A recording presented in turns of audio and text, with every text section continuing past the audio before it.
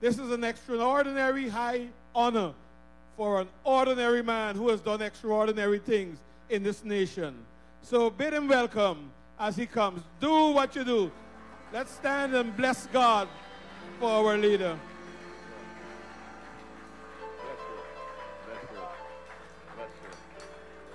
Amen. Amen, amen, amen. Good evening. You may be seated. Thank you. Overcomer. Amen.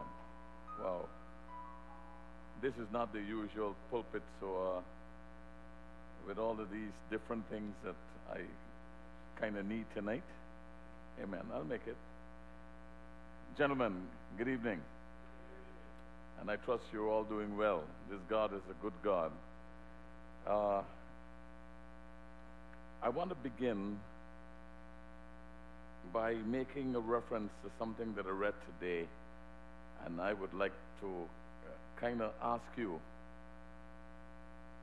to look at the state of manhood in our country. I read this article on page 14 of the Tablet News today. It said Royal Samuels 29, who pleaded guilty to manslaughter for the brutal slaying of a 4-year-old Jamal Ned, whom he had knifed to death at Buck Hill, Linden in 2013, was yesterday morning handed a life sentence. I'm just reading some excerpts of this article. It was the state's case that on the day in question, Samuels, armed with a knife, was pursuing Jamal's aunt after an altercation he had with her. As the woman was fleeing, the toddler, who had just arrived home from school and saw what was transpiring, repeatedly encouraged her to, quote, run, auntie, unquote. Referencing the autopsy, I'm not doing justice to this entire article.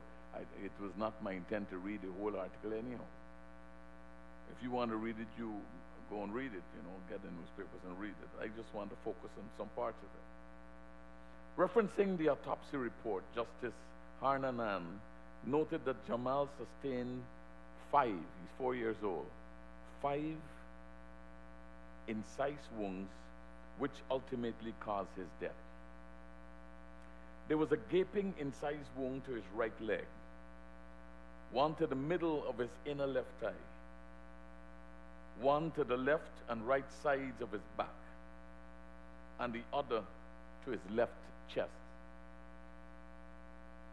The autopsy performed by Dr. Nihal Singh revealed that the stab to the right side of Jamal's back went through his muscles and entered his left chest cavity, from which it was left sticking out of his body.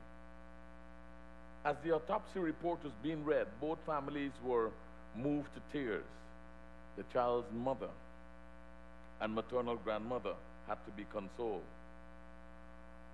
Owing to the seriousness and heinous nature of the crime committed, the judge announced to Samuels, who cried uncontrollably, that his sentence would be life in prison. The judge was at pains to explain why he gave him life. 29 years old. Father,